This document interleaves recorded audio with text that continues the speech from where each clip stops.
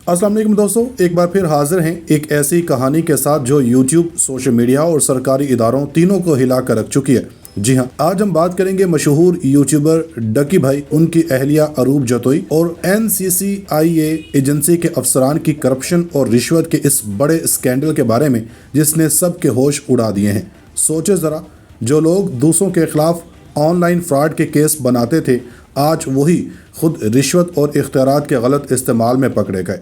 और मज़े की बात, शिकायत खुद डकी भाई की बीवी ने की। कमाल का पलटवार है ना। तो चलिए पूरी कहानी समझते हैं, आखिर हुआ क्या, किसने किससे पैसे लिए और ये सब कहाँ से हो रहा है। अगर आप YouTube देखते हैं तो डकी भाई को कौन नहीं जानता। असल नाम है सादुर रहमान।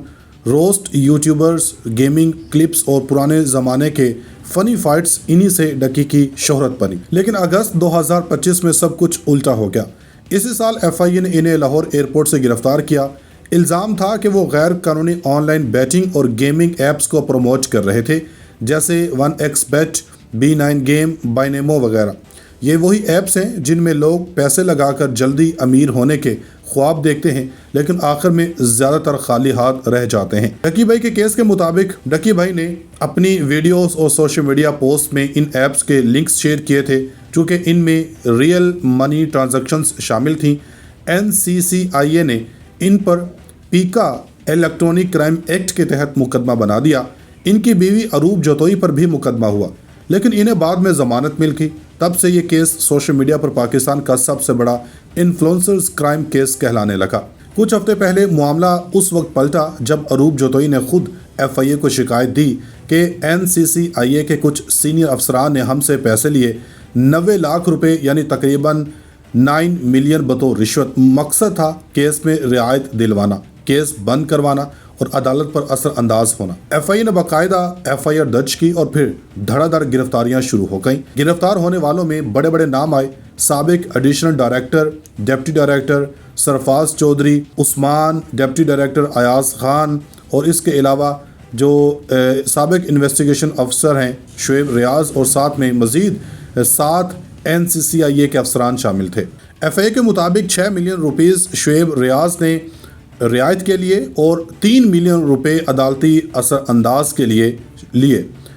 इसमें से जो 5 मिलियन रुपए हैं वो एडिशनल डायरेक्टर सरफराज चौधरी, जबकि बाकी 2 मिलियन जो हैं ये शुएब रियाज को भेजे गए। न सिर्फ नकद बल्कि बैंक ट्रांजैक्शंस और क्रिप्टो करेंसीज के ज़रिए भी लिए। रिपोर्ट्स के मुताबिक बाइनांस ट्रांसफ़र अकाउंट से तकरीबन जो है $3,26,000 की रकम का रिकॉर्ड भी मिला। यूँ डकी भाई एक नया बाब खुलकर सामने आ गया, जिसमें NCCIA के अंदरूनी गंद के केस के साथ साथ भी बहुत कुछ सामने आया। FIA ने तमाम गिरफ्तार अफसरान को लाहौर डिस्ट्रिक्ट बैरिस्टर्स कोर्ट में पेश किया। इनके वकील हैं मियाँ अशफाक अली सादुर रहमान के, जिन्होंने कहा कि इल्ज़ामात FIA सियासी और मीडिया प्रेशर्स पर मबनी है। लेकिन FIA के ज़राए के मुताबिक मज़ीद गिरफ्तारियाँ भी मुतवक्के हैं, क्योंकि इस नेटवर्क में कम अज़ कम 10 अफसरान मुलव्विस थे और कुछ के खिलाफ पहले से अगवा बराए तावान जैसे केसेस भी ज़ेर तफ्तीश हैं। ये सुनकर लोग सोशल मीडिया पर फट पड़े कि अगर NCCIA के अंदर से ही करप्शन है तो आम शहरी जैसे डकी भाई है ये कहाँ जाए, और पहले अफसरान रिश्वत में ये मुल्क किस तरफ जा रहा है। ये कहानी सिर्फ डकी भाई तक महदूद नहीं रही। FIA और NCCIA ने कई और इन्फ्लुएंसर्स को भी ऑनलाइन गेमिंग प्रमोशंस के हवाले से नोटिस भेजे हैं। इनमें कुछ मारूफ यूट्यूबर्स, इंस्टाग्राम और टिकटॉकर्स के नाम शामिल हैं। बाज़ ने माजरती वीडियोस डालकर कहा, हमें नहीं पता था कि ये ऐसे गैर कानूनी है। लेकिन कानूनी माहिरीन का कहना है कि अगर आप किसी ऐसी चीज़ की तशहीर करते हैं जिससे आवाम को माली नुकसान होता है तो आप ख़ुद भी जुर्म का हिस्सा बन जाते हैं। इसलिए हुकूमत अब इन्फ्लुएंसर्स मार्केटिंग पॉलिसी बनाने पर गौर कर रही है, ताकि कोई भी सोशल मीडिया स्टार बगैर कानूनी इजाज़त किसी मालियाती ऐप या स्कीम को प्रमोट ना करे। इस पूरे मामले में 3 बड़े सबक छुपे हैं। पहला, ऑनलाइन फेम के साथ जिम्मेदारी आती है।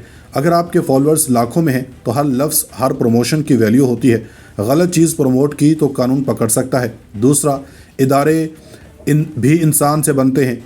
NCCIA का काम था साइबर क्राइम रोकना, लेकिन इसके अपने अफसरान ने इख्तियारात का गलत इस्तेमाल किया। इससे अवाम का एतमाद हिलता है और पूरा निज़ाम कमज़ोर होता है। तीसरा, अवाम के लिए सबक यह है कि अगर कोई यूट्यूबर या इंस्टाग्राम आपके फ़ायदे वाली ऐप दिखाए तो फ़ौरन इन्वेस्ट ना करें, पहले तहकीक करें, कानून देखें, क्योंकि आखिर में नुकसान आप ही का होता है। अब बात करते हैं डकी भाई के लिए आगे क्या बचा।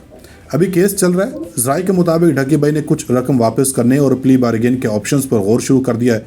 इनकी अहलिया अरूप जतोई भी FIA के साथ ताउन कर रही हैं और सबसे बड़ा ब्रेक ये था, इन्हीं की फराहम करदा वॉइस नोट्स, चैट्स और बैंक डाटा ने FIA को काफ़ी सबूत दिए।